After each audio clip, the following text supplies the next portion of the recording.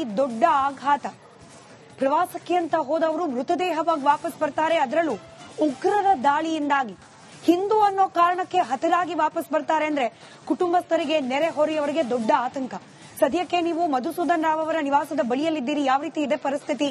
ಯಾರಾದ್ರೂ ಮಾತನಾಡ್ಲಿಕ್ಕೆ ಸಿಕ್ಕಿದ್ರ ಅವರ ಆಪ್ತರು, ಸಂಬಂಧಿಕರು, ಕುಟುಂಬಸ್ಥರು?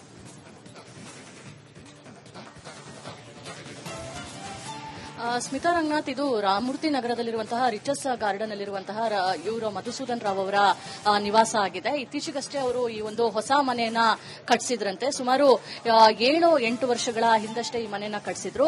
ಸಾಫ್ಟ್ವೇರ್ ಇಂಜಿನಿಯರ್ ಆಗಿದ್ರು ಮಧುಸೂದನ್ ಅವರು.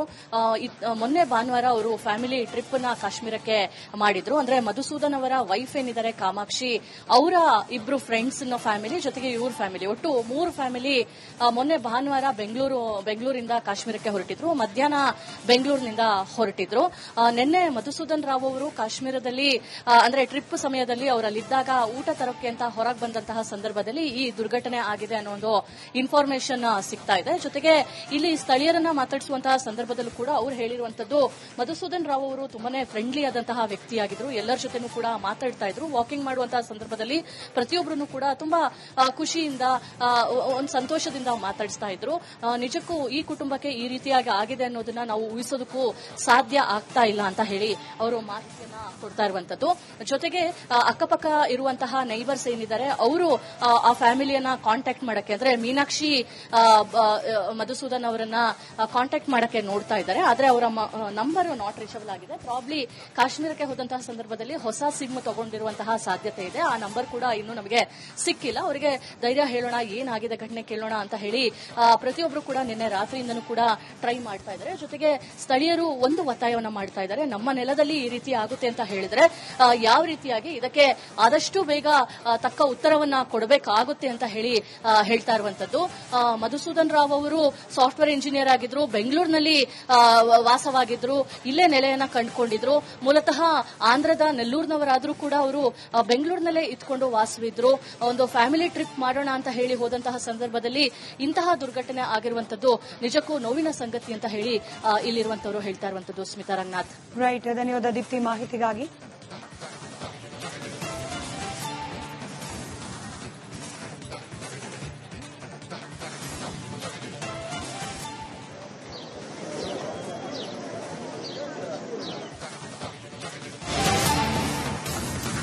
ಪಹಲ್ಗಾಮ್ನಲ್ಲಿ ಭಯೋತ್ಪಾದಕಿ ದೊಡ್ಡ ಆಘಾತ. ಪ್ರವಾಸಕ್ಕೆ ಅಂತ ಹೋದವರು ಮೃತದೇಹವಾಗಿ ವಾಪಸ್ ಬರ್ತಾರೆ, ಅದರಲ್ಲೂ ಉಗ್ರರ ದಾಳಿಯಿಂದಾಗಿ. ಹಿಂದೂ ಅನ್ನೋ ಕಾರಣಕ್ಕೆ ಹತರಾಗಿ ವಾಪಸ್ ಬರ್ತಾರೆ ಅಂದ್ರೆ ಕುಟುಂಬಸ್ಥರಿಗೆ, ನೆರೆಹೊರೆಯವರಿಗೆ ದೊಡ್ಡ ಆತಂಕ. ಸದ್ಯಕ್ಕೆ ನೀವು ಮಧುಸೂದನ್ ರಾವ್ ಅವರ ನಿವಾಸದ ಬಳಿಯಲ್ಲಿದ್ದೀರಿ. ಯಾವ ರೀತಿ ಇದೆ ಪರಿಸ್ಥಿತಿ? ಯಾರಾದ್ರೂ ಮಾತನಾಡ್ಲಿಕ್ಕೆ ಸಿಕ್ಕಿದ್ರ ಅವರ ಆಪ್ತರು, ಸಂಬಂಧಿಕರು, ಕುಟುಂಬಸ್ಥರು?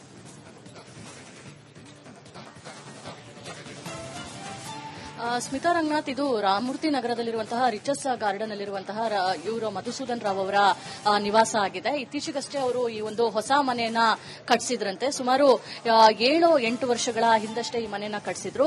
ಸಾಫ್ಟ್ವೇರ್ ಇಂಜಿನಿಯರ್ ಆಗಿದ್ರು ಮಧುಸೂದನ್ ಅವರು.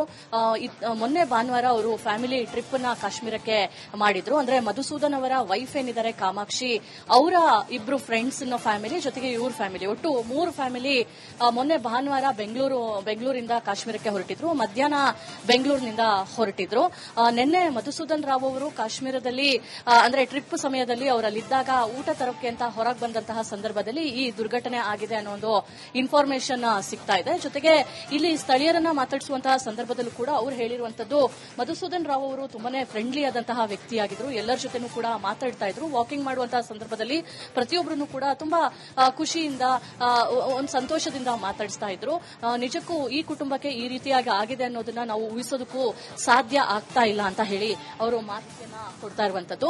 ಜೊತೆಗೆ ಅಕ್ಕಪಕ್ಕ ಇರುವಂತಹ ನೈಬರ್ಸ್ ಏನಿದ್ದಾರೆ ಅವರು ಆ ಫ್ಯಾಮಿಲಿಯನ್ನ ಕಾಂಟ್ಯಾಕ್ಟ್ ಮಾಡಕ್ಕೆ, ಅಂದ್ರೆ ಮೀನಾಕ್ಷಿ ಮಧುಸೂದನ್ ಅವರನ್ನ ಕಾಂಟ್ಯಾಕ್ಟ್ ಮಾಡಕ್ಕೆ ನೋಡ್ತಾ ಇದ್ದಾರೆ. ಆದ್ರೆ ಅವರ ನಂಬರ್ ನಾಟ್ ರೀಚಬಲ್ ಆಗಿದೆ. ಪ್ರಾಬ್ಲಿ ಕಾಶ್ಮೀರಕ್ಕೆ ಹೋದಂತಹ ಸಂದರ್ಭದಲ್ಲಿ ಹೊಸ ಸಿಮ್ ತಗೊಂಡಿರುವಂತಹ ಸಾಧ್ಯತೆ ಇದೆ. ಆ ನಂಬರ್ ಕೂಡ ಇನ್ನೂ ನಮಗೆ ಸಿಕ್ಕಿಲ್ಲ. ಅವರಿಗೆ ಧೈರ್ಯ ಹೇಳೋಣ, ಏನಾಗಿದೆ ಘಟನೆ ಕೇಳೋಣ ಅಂತ ಹೇಳಿ ಪ್ರತಿಯೊಬ್ಬರು ಕೂಡ ನಿನ್ನೆ ರಾತ್ರಿಯಿಂದನೂ ಕೂಡ ಟ್ರೈ ಮಾಡ್ತಾ ಇದ್ದಾರೆ. ಜೊತೆಗೆ ಸ್ಥಳೀಯರು ಒಂದು ಒತ್ತಾಯವನ್ನ ಮಾಡ್ತಾ ಇದ್ದಾರೆ, ನಮ್ಮ ನೆಲದಲ್ಲಿ ಈ ರೀತಿ ಆಗುತ್ತೆ ಅಂತ ಹೇಳಿದ್ರೆ ಯಾವ ರೀತಿಯಾಗಿ ಇದಕ್ಕೆ ಆದಷ್ಟು ಬೇಗ ತಕ್ಕ ಉತ್ತರವನ್ನ ಕೊಡಬೇಕಾಗುತ್ತೆ ಅಂತ ಹೇಳ್ತಾ ಇರುವಂತದ್ದು.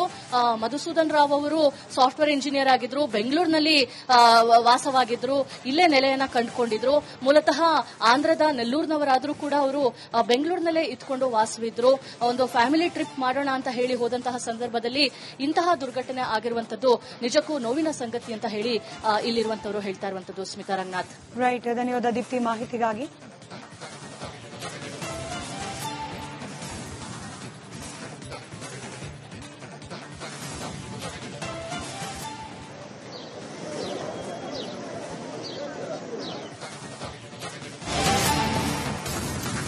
ಪಹಲ್ಗಾಮ್ನಲ್ಲಿ ಭಯೋತ್ಪಾದಕಿ ದೊಡ್ಡ ಆಘಾತ. ಪ್ರವಾಸಕ್ಕೆ ಅಂತ ಹೋದವರು ಮೃತದೇಹವಾಗಿ ವಾಪಸ್ ಬರ್ತಾರೆ, ಅದರಲ್ಲೂ ಉಗ್ರರ ದಾಳಿಯಿಂದಾಗಿ. ಹಿಂದೂ ಅನ್ನೋ ಕಾರಣಕ್ಕೆ ಹತರಾಗಿ ವಾಪಸ್ ಬರ್ತಾರೆ ಅಂದ್ರೆ ಕುಟುಂಬಸ್ಥರಿಗೆ, ನೆರೆಹೊರೆಯವರಿಗೆ ದೊಡ್ಡ ಆತಂಕ. ಸದ್ಯಕ್ಕೆ ನೀವು ಮಧುಸೂದನ್ ರಾವ್ ಅವರ ನಿವಾಸದ ಬಳಿಯಲ್ಲಿದ್ದೀರಿ. ಯಾವ ರೀತಿ ಇದೆ ಪರಿಸ್ಥಿತಿ? ಯಾರಾದ್ರೂ ಮಾತನಾಡ್ಲಿಕ್ಕೆ ಸಿಕ್ಕಿದ್ರ ಅವರ ಆಪ್ತರು, ಸಂಬಂಧಿಕರು, ಕುಟುಂಬಸ್ಥರು?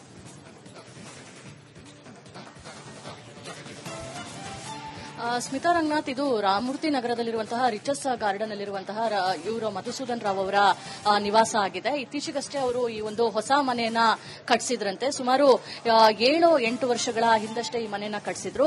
ಸಾಫ್ಟ್ವೇರ್ ಇಂಜಿನಿಯರ್ ಆಗಿದ್ರು ಮಧುಸೂದನ್ ಅವರು. ಮೊನ್ನೆ ಭಾನುವಾರ ಅವರು ಫ್ಯಾಮಿಲಿ ಟ್ರಿಪ್ ನ ಕಾಶ್ಮೀರಕ್ಕೆ ಮಾಡಿದ್ರು. ಅಂದ್ರೆ ಮಧುಸೂದನ್ ಅವರ ವೈಫ್ ಏನಿದ್ದಾರೆ ಕಾಮಾಕ್ಷಿ, ಅವರ ಇಬ್ರು ಫ್ರೆಂಡ್ಸ್ ಫ್ಯಾಮಿಲಿ ಜೊತೆಗೆ ಇವ್ರ ಫ್ಯಾಮಿಲಿ, ಒಟ್ಟು 3 ಫ್ಯಾಮಿಲಿ ಮೊನ್ನೆ ಭಾನುವಾರ ಬೆಂಗಳೂರಿಂದ ಕಾಶ್ಮೀರಕ್ಕೆ ಹೊರಟಿದ್ರು. ಮಧ್ಯಾಹ್ನ ಬೆಂಗಳೂರಿನಿಂದ ಹೊರಟಿದ್ರು. ನಿನ್ನೆ ಮಧುಸೂದನ್ ರಾವ್ ಅವರು ಕಾಶ್ಮೀರದಲ್ಲಿ ಅಂದ್ರೆ ಟ್ರಿಪ್ ಸಮಯದಲ್ಲಿ ಅವರಲ್ಲಿದ್ದಾಗ ಊಟ ತರೋಕೆ ಅಂತ ಹೊರಗೆ ಬಂದಂತಹ ಸಂದರ್ಭದಲ್ಲಿ ಈ ದುರ್ಘಟನೆ ಆಗಿದೆ ಅನ್ನೋ ಒಂದು ಇನ್ಫಾರ್ಮೇಶನ್ ಸಿಗ್ತಾ ಇದೆ. ಜೊತೆಗೆ ಇಲ್ಲಿ ಸ್ಥಳೀಯರನ್ನ ಮಾತಾಡಿಸುವಂತಹ ಸಂದರ್ಭದಲ್ಲೂ ಕೂಡ ಅವರು ಹೇಳಿರುವಂತದ್ದು, ಮಧುಸೂದನ್ ರಾವ್ ಅವರು ತುಂಬಾನೇ ಫ್ರೆಂಡ್ಲಿ ಆದಂತಹ ವ್ಯಕ್ತಿಯಾಗಿದ್ರು. ಎಲ್ಲರ ಜೊತೆನೂ ಕೂಡ ಮಾತಾಡ್ತಾ ಇದ್ರು. ವಾಕಿಂಗ್ ಮಾಡುವಂತಹ ಸಂದರ್ಭದಲ್ಲಿ ಪ್ರತಿಯೊಬ್ಬರನ್ನು ಕೂಡ ತುಂಬಾ ಖುಷಿಯಿಂದ, ಒಂದು ಸಂತೋಷದಿಂದ ಮಾತಾಡಿಸ್ತಾ ಇದ್ರು. ನಿಜಕ್ಕೂ ಈ ಕುಟುಂಬಕ್ಕೆ ಈ ರೀತಿಯಾಗಿ ಆಗಿದೆ ಅನ್ನೋದನ್ನ ನಾವು ಊಹಿಸೋದಕ್ಕೂ ಸಾಧ್ಯ ಆಗ್ತಾ ಇಲ್ಲ ಅಂತ ಹೇಳಿ ಅವರು ಮಾಹಿತಿಯನ್ನ ಕೊಡ್ತಾ ಇರುವಂತದ್ದು. ಜೊತೆಗೆ ಅಕ್ಕಪಕ್ಕ ಇರುವಂತಹ ನೈಬರ್ಸ್ ಏನಿದ್ದಾರೆ ಅವರು ಆ ಫ್ಯಾಮಿಲಿಯನ್ನ ಕಾಂಟ್ಯಾಕ್ಟ್ ಮಾಡಕ್ಕೆ, ಅಂದ್ರೆ ಮೀನಾಕ್ಷಿ ಮಧುಸೂದನ್ ಅವರನ್ನ ಕಾಂಟ್ಯಾಕ್ಟ್ ಮಾಡಕ್ಕೆ ನೋಡ್ತಾ ಇದ್ದಾರೆ. ಆದ್ರೆ ಅವರ ನಂಬರ್ ನಾಟ್ ರೀಚಬಲ್ ಆಗಿದೆ. ಪ್ರಾಬ್ಲಿ ಕಾಶ್ಮೀರಕ್ಕೆ ಹೋದಂತಹ ಸಂದರ್ಭದಲ್ಲಿ ಹೊಸ ಸಿಮ್ ತಗೊಂಡಿರುವಂತಹ ಸಾಧ್ಯತೆ ಇದೆ. ಆ ನಂಬರ್ ಕೂಡ ಇನ್ನೂ ನಮಗೆ ಸಿಕ್ಕಿಲ್ಲ. ಅವರಿಗೆ ಧೈರ್ಯ ಹೇಳೋಣ, ಏನಾಗಿದೆ ಘಟನೆ ಕೇಳೋಣ ಅಂತ ಹೇಳಿ ಪ್ರತಿಯೊಬ್ಬರು ಕೂಡ ನಿನ್ನೆ ರಾತ್ರಿಯಿಂದನೂ ಕೂಡ ಟ್ರೈ ಮಾಡ್ತಾ ಇದ್ದಾರೆ. ಜೊತೆಗೆ ಸ್ಥಳೀಯರು ಒಂದು ಒತ್ತಾಯವನ್ನ ಮಾಡ್ತಾ ಇದ್ದಾರೆ, ನಮ್ಮ ನೆಲದಲ್ಲಿ ಈ ರೀತಿ ಆಗುತ್ತೆ ಅಂತ ಹೇಳಿದ್ರೆ ಯಾವ ರೀತಿಯಾಗಿ ಇದಕ್ಕೆ ಆದಷ್ಟು ಬೇಗ ತಕ್ಕ ಉತ್ತರವನ್ನ ಕೊಡಬೇಕಾಗುತ್ತೆ ಅಂತ ಹೇಳ್ತಾ ಇರುವಂತದ್ದು. ಮಧುಸೂದನ್ ರಾವ್ ಅವರು ಸಾಫ್ಟ್ವೇರ್ ಇಂಜಿನಿಯರ್ ಆಗಿದ್ರು, ಬೆಂಗಳೂರಿನಲ್ಲಿ ವಾಸವಾಗಿದ್ರು, ಇಲ್ಲೇ ನೆಲೆಯನ್ನ ಕಂಡುಕೊಂಡಿದ್ರು. ಮೂಲತಃ ಆಂಧ್ರದ ನೆಲ್ಲೂರಿನವರಾದ್ರೂ ಕೂಡ ಅವರು ಬೆಂಗಳೂರಿನಲ್ಲೇ ಇದ್ಕೊಂಡು ವಾಸವಿದ್ರು. ಒಂದು ಫ್ಯಾಮಿಲಿ ಟ್ರಿಪ್ ಮಾಡೋಣ ಅಂತ ಹೇಳಿ ಹೋದಂತಹ ಸಂದರ್ಭದಲ್ಲಿ ಇಂತಹ ದುರ್ಘಟನೆ ಆಗಿರುವಂತದ್ದು ನಿಜಕ್ಕೂ ನೋವಿನ ಸಂಗತಿ ಅಂತ ಹೇಳಿ ಇಲ್ಲಿರುವಂತವರು ಹೇಳ್ತಾ ಇರುವಂತದ್ದು. ಸ್ಮಿತಾ ರಂಗನಾಥ್. ರೈಟ್, ಧನ್ಯವಾದ ದೀಪ್ತಿ ಮಾಹಿತಿಗಾಗಿ.